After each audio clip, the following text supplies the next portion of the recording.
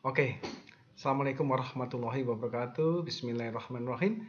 Oke, sahabat sempurnaku, hari ini kita ketemu lagi dalam seri kedua yang dengan tema trik strategi penyusunan pendahuluan dan tinjauan pustaka. Jadi kalau di dalam susunan proposal adalah setelah judul dan ringkasan, kemudian baru pendahuluan dan tinjauan pustaka. Baik untuk dana riset dalam negeri maupun dana luar negeri. Oke, sahabat sempurnaku, kita lihat sistematika secara keseluruhan. Seperti pada seri pertama saya tunjukkan fokus kepada judul penelitian dan ringkasan. Hari ini fokus pada pendahuluan dan kajian atau tinjauan pustaka. Dua hal ini penting karena ini mendasari dari suatu proposal. Reviewer akan melihat bagus tidaknya proposal itu setelah dari ringkasan, maka masuk kepada latar belakang dan tinjauan pustaka. Apa itu latar belakang? Latar belakang dalam panduan edisi 13 revisi atau panduan nanti yang ke depan itu sama.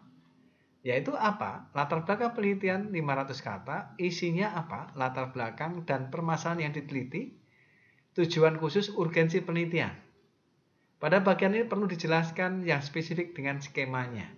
Kalau skema riset dasar, fokusnya apa? Terapan fokusnya apa? Termasuk untuk desentralisasi. Nah, ini kata kunci di latar belakang.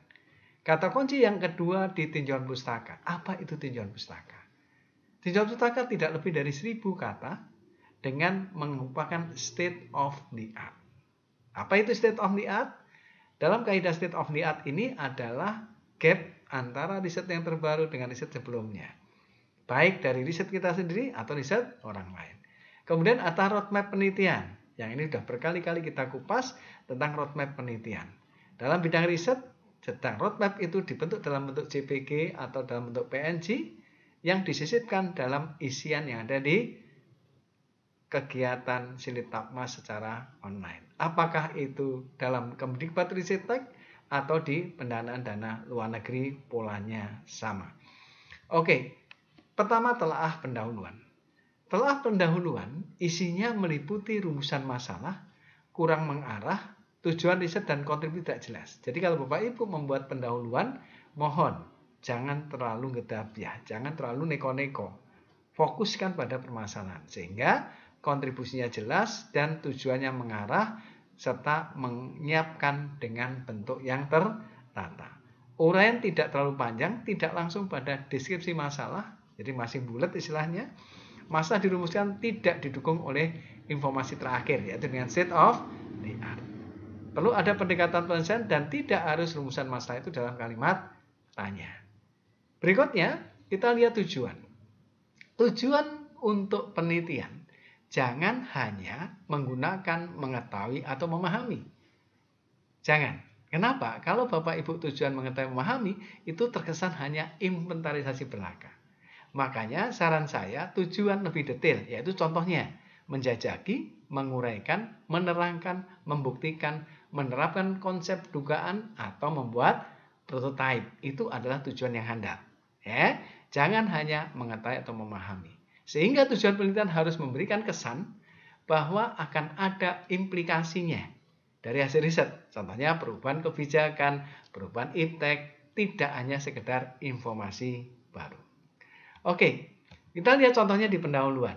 Ada masalah umum. Pendahuluan berapa kata? Di sini kita lihat tadi pendahuluan sekitar 500 kata, kemudian fokus penelitian, metode penelitiannya, serta tujuan penelitian. Tujuan yang baik, menghasilkan sesuatu. Artinya ada implikasi dari hasil risetnya, bukan hanya informasi belaka. Good, kita lihat latar belakang 600 kata. Latar belakang 600 kata ini, kata kuncinya, isinya adalah masalah umum, cukup umum untuk dimengerti reviewer, yang sebidang, yang tidak sebidang, namun tidak terlalu umum. Jadi ibaratnya adalah piramida terbalik. Kemudian state of the art, serta formulasi masalah, tujuan, dan sebagainya. Ini adalah salah satu contoh latar belakang, masalah umum, formulasi permasalahan, serta hal-hal yang menyangkut pada permasalahan tersebut. Kemudian kita lihat di bab 2, tinjauan pustaka. Tinjauan pustaka 1000 kata, itu kalau di Silitapmas Kemdikbudristek, kalau di LPDP bisa 2-3 halaman.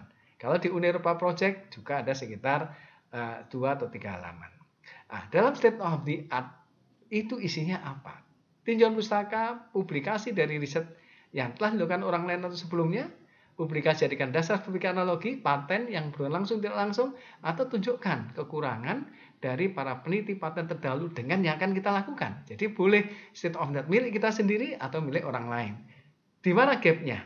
Dari tahun yang lalu dengan tahun yang terbaru. Sulistianto 2021 dengan Sulistianto 2020. Gapnya di mana? Itulah state of the art. Sehingga kalau itu publikasi sendiri, tunjukkan pengalaman riset di bidang yang sama atau tunjukkan kehebatan penelitian yang berkompetisi. Itulah state of the art. Nah, setelah state of the art kita lihat salah satu aspek di dalam tinjauan pustaka adalah dasar-dasar teori. Nah, ini kebanyakan Bapak Ibu membuat terlalu banyak dasar-dasar teorinya. Nah, kalau bisa saran saya dirangkumlah dengan state of the art. Setelah itu baru roadmap penelitian. Nah, roadmap penelitian jelas. Ini sudah sering saya kupas.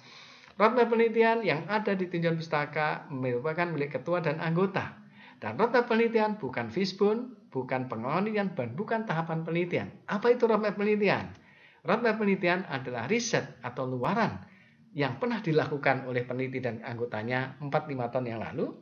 Kemudian riset atau uluran yang dilakukan saat ini 2021-2022 serta riset atau uluran yang akan datang 4-5 tahun ke depan. That is roadmap. Ini wajib bagi semua peneliti baik dosen pemula, PKPT atau skema LPDP atau lebih baik. Lagi-lagi ada Uni Eropa Project yang sifatnya wajib ada roadmap penelitian. Nah, kita lihat apa itu roadmap. Roadmap tidak sekedar dokumen perencanaan riset tetapi komitmen dan share value, pernyataan komitmen kebersamaan tentang cita-cita cara bersama mencapainya. Berarti milik ketua dan anggota, milik teamwork. Sehingga roadmap-nya disesuaikan dengan tema judul penelitian yang diusulkan. Karena fokus, integritas, dan kesediaan berbagi pada pihak lain adalah kunci keberhasilan dari roadmap. Dan roadmap wajib, karena itu peta jalan. Ya, wajib bagi teman-teman yang memiliki proposal baik dalam negeri atau luar negeri, that is must be have to make your roadmap. Kemudian roadmap bisa dalam bentuk institusi, nanti ada kita siapkan paparan berkaitan how to make your institution roadmap. Nah, nanti akan saya uraikan dalam tema seri yang berikutnya.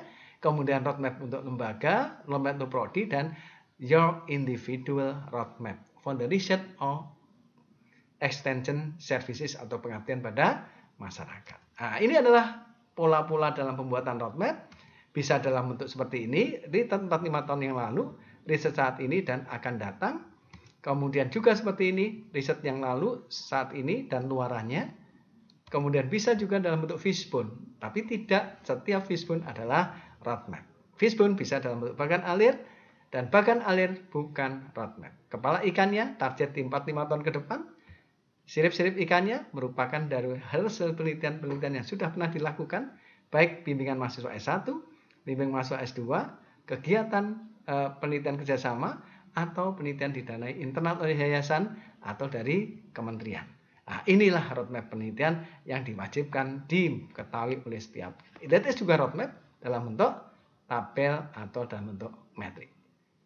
Begitu Bapak Ibu sekalian, kata-kata kunci dalam penyusunan seri kedua adalah pendauan dan tinjauan pustaka yang ini memiliki nilai yang cukup tinggi di dalam penilaian semua reviewer yang ada di nasional maupun internasional.